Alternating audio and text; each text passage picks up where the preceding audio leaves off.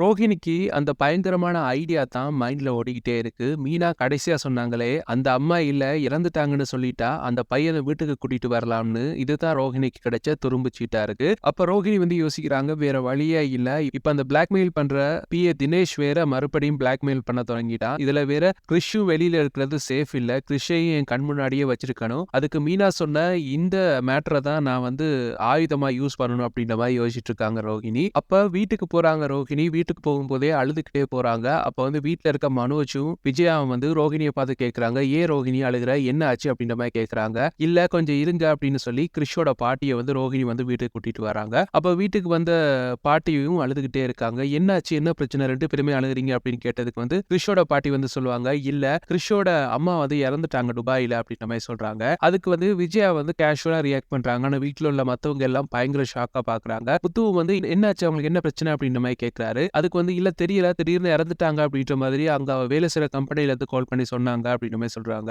அப்போ மீனா புரிஞ்சிருச்சு, இவங்க பிளேய தொடங்கிட்டாங்க அப்படின்னு சொல்லி மீனா பெருசா ரியாக்ட் பண்ணல. லைட்டா ஏதோ ஷோக் ஆற மாதிரி பாத்துக்கிட்டு இருக்காங்க. அந்த பக்கம் ரவியும் ஸ்ருதியும் ஷாக்கா பாத்துட்டு இருக்காங்க. அண்ணாமலைக்கு இதை நம்பவே முடியல. கிறிஷ் என்ன பண்றான்? கிறிஷ் எப்படி இருக்கான்? கிறிஷுக்கு இந்த விஷயம் தெரியுமா? அப்படின்ற மாதிரி கேட்டுக்கிட்டு இருக்காரு. ஒரு பக்கம் பார்த்தோம் அப்படின்னா ரோஹிணி அழுதுகிட்டே இருக்காங்க. அப்ப கிறிஷோட பாட்டி நான் கிறிஷ ஸ்கூல்ல இருந்து கூட்டிட்டு வரேன் அப்படின்னு சொல்லிட்டு அந்த இடத்துல இருந்து கிளம்புறாங்க. இந்த விஷயம் கிறிஷுக்கு தெரியாம பாத்துக்குங்கம்மா அப்படின்ற மாதிரி முத்து சொல்லி அனுப்புறாரு. அண்ணாமலையும் சொல்றாரு, இத கிறிஷுக்கு தெரியாம பாத்துக்குங்க அப்படின்ற மாதிரி. மனோஜுக்கு என்ன நடக்குதுன்னே புரியல. இதுக்கே சம்பந்தமே இல்லாம ரோஹிணி அழுதுட்டு இருக்கு அப்படின்னு சொல்லி மனோஜ் யோசிச்சுட்டு இருக்காரு. அப்ப விஜயா டக்குன்னு கேக்குறாங்க, போனா போற அதுக்கு நீயே எவ்வளவு ஃபீல் பண்ணி அழுதுகிட்டு இருக்க, விடு அப்படின்ற மாதிரி ரோஹிணியை பார்த்து சொல்றாங்க விஜயா. ஆனா ரோஹிணி விடுறதா இல்ல. இல்லாட்டி அந்த பையன் இப்போ அனாதை ஆயிட்டான், அவனுக்கு அப்பா கிடையாது, இப்ப அம்மாவும் இல்ல, அவனை ரோட்லயே விட முடியும், எனக்கு மனசே கேட்கல அப்படின்னு சொல்லி சென்டிமெண்ட்டை புளிய ஆரம்பிச்சுட்டாங்க ரோஹிணி. அப்போ விஜயா பார்த்து, ச்சே சும்மா இருமா, இதுக்கெல்லாம் போய் அழுதுகிட்டு,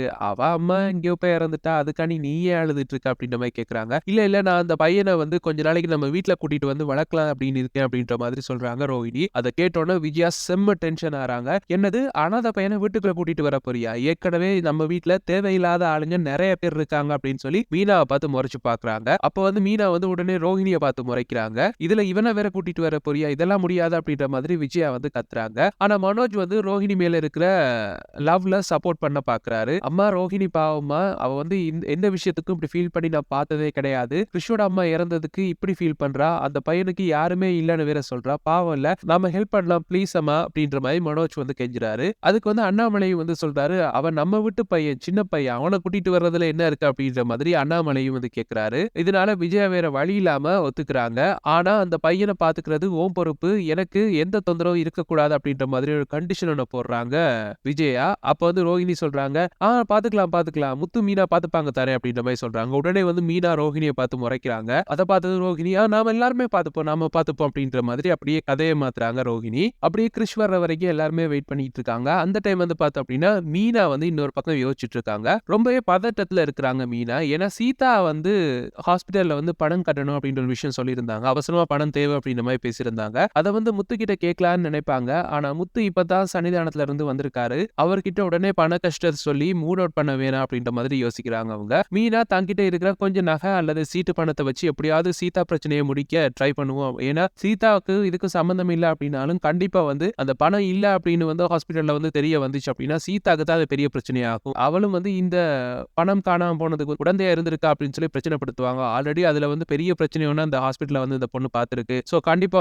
ஹெல்ப் பண்ணணும் அப்படின்ற மாதிரி யோசிக்கிறாங்க. ஆனா இந்த விஷயத்த முத்துக்கு தெரியாம எப்படி நகை அடகு வச்சோ சீட்டு காசை வச்சோ கொடுக்கறது அப்படின்னு யோசிக்கிறாங்க. என்ன கொடுத்தாலும் இது முத்துக்கு தெரிய வரும்போது கண்டிப்பா பிரச்சனை வரும், இருந்தாலும் பாத்துக்கலாம் அப்படின்ற மாதிரி யோசிக்கிறாங்க மீனா. அப்பதான் கிறிஷ் என்ட்ரி கொடுக்குறான் வீட்டுக்குள்ள. அப்ப கிறிஷ் வந்தோடனே ரோஹிணி ஓடி போய் கிறிஷை கூட்டிட்டு வராங்க. விஜயா ஒரு மாதிரியா பாத்துட்டு இருக்காங்க. இது என்ன இந்த பொண்ணு திடீர்னு கிறிஷ் மேல இவ்வளவு பாசமா இருக்கு அப்படின்னு சொல்லி. கிறிஷ் வீட்டுக்குள்ள வரும்போது முத்து வாப்பா குட்டி பையா அப்படின்னு சொல்லி தூக்கி வச்சுப்பாரு. இதை பார்க்கும்போது ரோஹிணிக்கு ஒரு பக்கம் சந்தோஷமா இருந்தாலும் இன்னொரு பக்கம் எப்ப உண்மை வெளியே வரும் அப்படின்ற ஒரு பயத்திலே இருக்கிறாங்க ரோஹிணி. அந்த டைம் பார்த்தோம் அப்படின்னா ரோஹிணிக்கு திடீர்னு கால் வருது. அப்போ அவசர கால் அப்படின்னு சொல்லி வெளியே போய் பேச போறாங்க. அப்போ அந்த பிளாக்மெயில் பண்ண தினேஷ் கால் பண்றான். கால் பண்ணி ரோஹிணியை மறுபடியும் மிரட்டுறான். என்ன பையனை வீட்டுக்கு கூட்டிட்டு வந்துட்ட போல, ஆனா எனக்கு சேர வேண்டிய பணம் இன்னும் வரலையே, இன்னும் 2 நாள் டைம் தரேன், பணம் வரலன்னா நான் நேரா உன் மாமியார் வீட்டுக்கு வருவேன் அப்படின்ற மாதிரி மிரட்டுறாரு. அப்ப பார்த்தோம் அப்படின்னா வெளியில எட்டி பார்த்தா வாசல்ல நின்று இதெல்லாம் பார்த்துக்கிட்டு தான் அவன் போன் பண்ணி பேசிட்டு இருக்கா. ஐயோ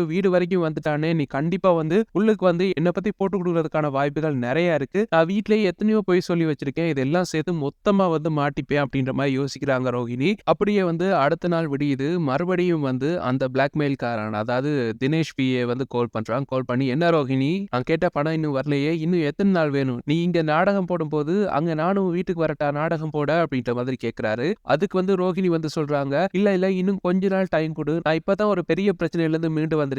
என் பையன் இப்பதான் வீட்டுக்கே வந்திருக்கான். வீட்ல எல்லாருக்குமே ஒரே சந்தேகமா இருக்கு. நான் வந்து என் பையன் மேல கூட பாசம் காட்டுறது. எப்படியாவது அதிலிருந்து மீண்டு இந்த பணத்த எப்படியாவது வீட்ல ஆட்டைய போட்டோ, இல்ல கடையில இருந்து லாக்கர்ல எடுத்தாவது உனக்கு குடுத்துடுறேன். ப்ளீஸ், ப்ளீஸ் நாளைக்குள்ள உன் அக்கவுண்ட்க்கு ட்ரான்ஸ்ஃபர் பண்ணிடுறேன்." அப்படின்ற மாரி சொல்றாங்க. அப்ப வந்து பிளாக்மெயிலர் சொல்றான், "நாளைக்கா? ரொம்ப லேட்டு. இன்னைக்கு சாயங்காலம் 5 மணிக்குள்ள பணம் வரணும். இல்லன்னா உன் மாமியார் விஜயா கிட்ட இந்த பையன் உண்மையாவே ரோஹிணிக்கு பிறந்த பையன் தான். ரோஹிணிக்கு இதுக்கு முன்னாடியே கல்யாணம் ஆயிருச்சு அப்படின்ற மாரி சொல்லிருவேன். நீயே முடிவு பண்ணிக்கோ. நான் அத சொல்றதா வேணாமா?" அப்படின்னு சொல்லி மிரட்டுறாரு. அத கேட்டோனே ரோஹிணி பயத்துல போன கட் பண்ணிட்டு அங்க இங்கே நடக்குறாங்க. மனோஜ் வந்து கடைக்கு போயிட்டாரு. அவர்கிட்ட கேட்க முடியாது. விஜயா கிட்ட கேட்கவே முடியாது. ஒரே வழி வீட்ல இருக்க நகை அல்லது பணத்த வந்து எப்படியாவது திருடுறது தான் அப்படின்ற மாதிரி ரோஹிணி வந்து முடிவெடுக்கிறாங்க. அந்த பக்கம் மீனா வந்து சீதாவுக்காக பணம் புரட்டுறதுக்கு முயற்சி பண்ணிட்டு இருக்காங்க.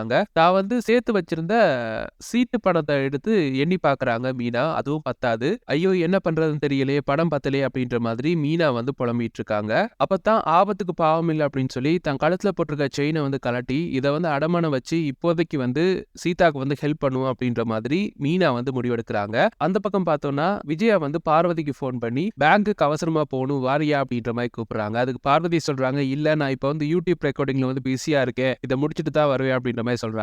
இவளுக்கு வேற நேரம் காலம் இல்ல. எப்ப பார்த்தாலும் யூடியூப்னு கிடக்குறா அப்படின்ற மாதிரி. "சரி நீ முடிச்சோன்னு சொல்லு, நான் வரேன், பணம் போட போகணும்" அப்படின்ற மாதிரி சொல்றாங்க. அப்ப வந்து இது எல்லாத்தையுமே ரோஹிணி வந்து கேட்டுக்கிட்டு இருக்காங்க. அப்ப வந்து விஜயா கிட்ட வந்து கேட்கறாங்க, "என்ன அத்தை என்னாச்சு?" அப்படின்ற மாதிரி கேட்கறாங்க. அப்ப விஜயா சொல்றாங்க, "இல்ல பேங்க்ல வந்து பணம் போடணும். என்கிட்ட ஒரு 3 லட்சம் இருக்கு. கொண்டு போய் பேங்க்ல போடணும். அதுக்கு இந்த பார்வதிய கூட்டிட்டு போலாம் அப்படின்னு பார்த்தா யூடியூப்னு பிஸியா இருக்கா" அப்படின்ற மாதிரி சொல்றாங்க. அதுக்கு வந்து ரோஹிணி வந்து சொல்றாங்க, "அத்த நானும் பேங்க் தான் போறேன். காசை என்கிட்ட குடுங்க. நான் போய் போட்டு விடுறேன்" அப்படின்ற மாதிரி சொல்றாங்க. அதுக்கு வந்து விஜயா, "இல்ல நானும் வரணும்" அப்படின்ற மாதிரி சொல்றாங்க. "இல்ல அத்த பரவாயில்ல. என் அக்கவுண்ட்ல போட்டு நீங்க எங்க ட்ரான்ஸ்ஃபர் பண்ண சொல்றீங்களோ அதுக்கு பண்ணி விடுறேன்" அப்படின்ற மாதிரி சொல்றாங்க. அதுவும் சரிதான் அப்படின்ற மாதிரி விஜயா வந்து ரோஹிணிட்ட வந்து பணத்த குடுத்து விடுறாங்க. அப்ப ரோஹிணி அந்த பணத்த எடுத்துட்டு கீழ இறங்கி போறாங்க. இறங்கி போகும்போதே யோசிக்கிறாங்க, எப்படி இந்த பணத்த ஆட்டைய போடலாம் அப்படின்னு சொல்லி. அப்ப யாராவது வந்து திருடிட்டு போயிட்டாங்க அப்படின்னு சொல்லலாம். இதுக்கு ஒரு ஆள செட் பண்ணலாம் அப்படின்னு பிளான் பண்றாங்க. அப்ப அவங்களுக்கு தெரிஞ்ச ஒரு சில ரவுடி குரூப்களுக்கு கால் பண்றாங்க. "இப்படி நான் வருவேன். என்கிட்ட அடிச்சு இந்த பணத்த வந்து பறிச்சுட்டு போகணும். அதுக்கு பிறகு உங்களுக்கு சேர வேண்டிய பணத்த நான் தந்துட்டு இந்த பணத்த ரிட்டர்ன் பண்ணிருங்க எனக்கு" அப்படின்ற மாதிரி சொல்றாங்க. அப்ப அந்த ரவுடி கும்பலும் சரி அப்படின்ற மாதிரி சொல்றாங்க. சோ இந்த பிளானிங்கோட ரோஹிணி வந்து வீட்ட விட்டு கிளம்பி போறாங்க. அப்படியே இந்த எபிசோட முடிக்கிறாங்க. இதுதான் நாளைக்கு எபிசோட்ல நடக்கும் அப்படின்னு சொல்லி நாங்க ப்ரெடிக்ட் பண்ணியிருக்கோம். இந்த ப்ரெடிக்ஷன்ஸ் எப்படி இருக்கு அப்படின்னு சொல்லி கருத்துக்களை கீழே கமெண்ட்ஸ் வாயிலா தெரிவிச்சுக்கோங்க. மேலும் ப்ரெடிக்ஷன்ஸை பெற்றுக்கொள்ள எங்க சேனலை மறக்காம சப்ஸ்கிரைப் பண்ணி இணைந்திருங்க. தேங்க்யூ.